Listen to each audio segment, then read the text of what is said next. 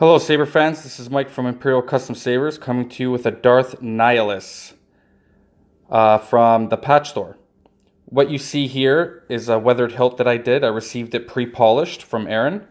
I decided to add a little bit of weathering to make it look a little more ancient, a little more used, just to make it look a little more real, I guess you could say. So as you know, these don't come with any switch holes or recharge port holes or sound holes, anything like that, but it wasn't really that difficult. For me, the only option was to put a small black tactile switch rather than an AV switch, because AVs are just huge and I think it would ruin the evilness and the sleekness of the Saber. So what I did is I took a black tactile switch and I beveled out a switch here. So basically that's sitting on a Solos Holds LED module with the cutout for the tactile to sit in, like a little bed for it, which seems to work well. This is housing a Nano V4, so you only need one switch. It is holding a Vader's Vault 1-inch dual diffuse blade with the shine through tip. I am going to be making a collar for a 7/8, as I think the Saber would look better with a 7/8 blade. Also, I would like to point out that this comes with no sound venting. So, what I originally was thinking was to do this. Like, this is the cap for the Sid from Corbanth for sound venting. Similar pommels there. So, I might do that. However, for right now, you just unscrew this, and that's basically my sound venting for right now. I actually used a real garnet gemstone to add a little touch in there. So basically you just turn this out and then the sound vents through there. It's pretty loud. Keep in mind this houses a 20mm speaker.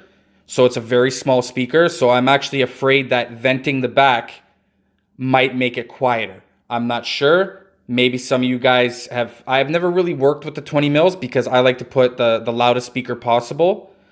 So if you guys have tried something like this and realized that it makes it less loud, then please inform me so I don't even bother touching it. Inside is a goth chassis, 0.99 of an inch, because the idea of the Saber is a 1-inch. So basically the 20 mil was the only one he offered. If maybe we can convince him for the other guys to make it fit a 24mm speaker, but you'd have to talk to him on that. And that's basically it. Solos Hold 81650 battery.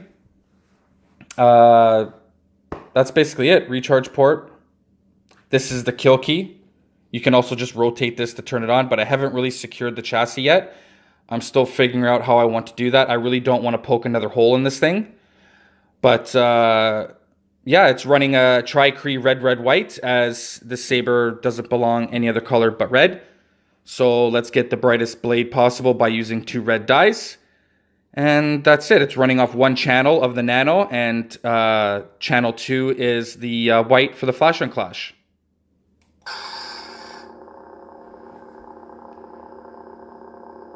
I haven't messed with any of the settings. I tested the motion sensitivity. It's freaking awesome.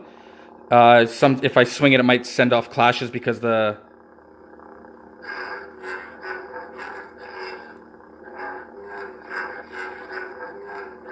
yeah, it's by far awesome.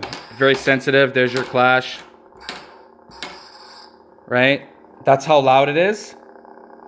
I'm afraid of opening the back. It might make it more quiet. I don't know. We'll soon find out. So I'm just going to open this up for you guys. Just bear with me.